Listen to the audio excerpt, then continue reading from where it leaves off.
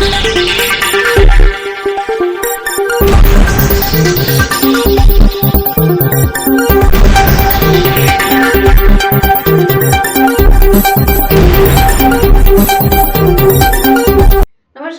મિત્રો, શિનોર સમાચારમાં આપ સૌનું હાર્દિક સ્વાગત છે। સમાચાર પર કરીએ નજર।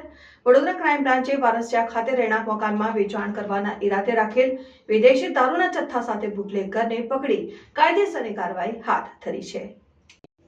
વડોદરા ક્રાઇમ બ્રાન્ચની ટીમના માણસો પ્રોહિબિશન અંગેના કેસો શોધી કાઢવાની કામગીરી માટે વડોદરા શહેર વિસ્તારમાં પેટ્રોલિંગ માટે નીકળેલા હતા। તે દરમિયાન બાતમીદારથી માહિતી મળી હતી કે અગાઉ પ્રોહિબિશનના ગુનાઓમાં સંડોવાયેલ ઇસમ નરેન્દ્ર ઉર્ફે ગણેશ ઉર્ફે ડેડર રામચંદાની પોતાના આર્થિક ફાયદા માટે વિદેશી દારૂનો જથ્થો મંગાવી વારસિયા વાસવાણી કોલોની ખાતેના પોતાના કબજા ભોગવટાવાળા મકાનના પ્રથમ રૂમમાં વિદેશી દારૂનો જથ્થો મૂકી વિદેશી દારૂનું વેચાણ કરી રહ્યો છે। જે અંગેની મળેલી બાતમી હકીકતને આધારે બાતમીવાળી જગ્યાએ ક્રાઇમ બ્રાન્ચે રેડ કરતા સ્થળ ઉપરથી બુટલેગર નરેન્દ્ર ઉર્ફે ગણેશ ઉર્ફે ડેડર રામચંદાની મળી આવતા તેને સાથે રાખી માહિતી આધારે રહેણાંક મકાનમાં તપાસ કરતા મકાનમાંથી વિદેશી દારૂ અને બિયરના ટીન મળીને 274 નંગ બોટલો કિંમત ₹58,350નો જથ્થો મળી આવ્યો હતો। જે બાદ ક્રાઇમ બ્રાન્ચે પકડાયેલ પ્રોહિબિશન મુદ્દામાલ કબજે કરી બુટલેગર સામે પ્રોહિબિશન એક્ટ અન્વયે કાયદેસરની કાર્યવાહી કરી આગળની વધુ તપાસ માટે તેમજ ગુનો રજીસ્ટર કરવા